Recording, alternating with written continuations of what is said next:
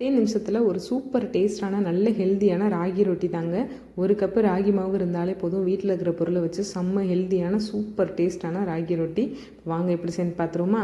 First நான் வந்துட்டு 1.5 cup வரைக்கும் ராகி மாவு சேர்த்துருக்கேன். உங்களோட அளவுக்கு தகுந்தாப்பில் மாவு சேர்த்துக்கோங்க.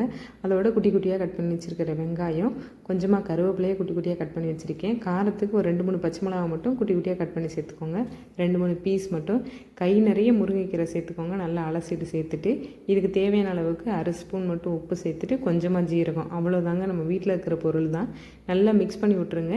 இதுக்கு வந்துட்டு கொஞ்சம் கொஞ்சமாக மட்டும் தண்ணி ஊற்றி நல்லா திக்காக பிசைஞ்சு வச்சுக்கோங்க. தண்ணி அதிகமாக சேர்த்துறாதீங்க, அப்புறம் தோசை தான் ஊற்றணும். நம்ம ரொட்டி செய்ய போகிறோம்.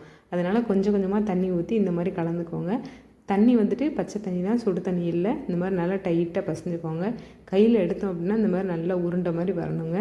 இப்போ பாருங்கள், நல்லா மாவு நல்லா கெட்டி ஆயிடுச்சுல. இதை ஊற வைக்க தேவையில்லை, எதுவுமே பண்ண தேவையில்லை. இந்த மாதிரி நல்லா மட்டும் கையில் உருட்டிட்டு தோசைக்கல் நல்லா சூடு பண்ணிவிட்டு கொஞ்சமாக மட்டும் தண்ணி எண்ணெய் தேய்ச்சிட்டு கையை லைட்டாக தண்ணியில் நனைச்சிக்கோங்க. சும்மா ஃபஸ்ட்டு பக்கத்தில் ஒரு கிண்ணத்தில் தண்ணி வச்சுட்டு கொஞ்சம் கொஞ்சமாக நனைச்சி இப்படி மேலே தட்டினீங்க அப்படின்னா நல்லா வந்துடும். ஃபஸ்ட் டைம் செய்கிறீங்க அப்படின்னாலும் சூப்பராக செஞ்சிடலாம். தண்ணியில் மட்டும் கையை நனைச்சிக்கோங்க.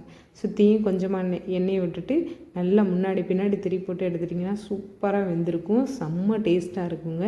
குழந்தைகளுக்கெலாம் கூட கொடுங்க, சூப்பராக சாப்பிடுவாங்க. இதில் முக்கியமாக டேஸ்ட்டை தூக்கி கொடுக்குறதே அந்த முருங்கைக்கீரை தாங்க.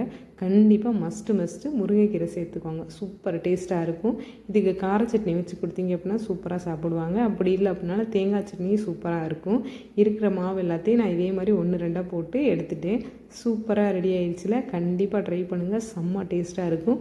வீடியோ பிடிச்சிருந்துச்சு அப்படின்னா மறக்காமல் லைக் பண்ணி ஷேர் பண்ணிவிட்டு சேனலை சப்போர்ட் பண்ணி சப்ஸ்கிரைப் பண்ணி வச்சுக்கோங்க. நம்ம இன்னொரு வீடியோவில் பார்க்கலாமா. தேங்க்யூ.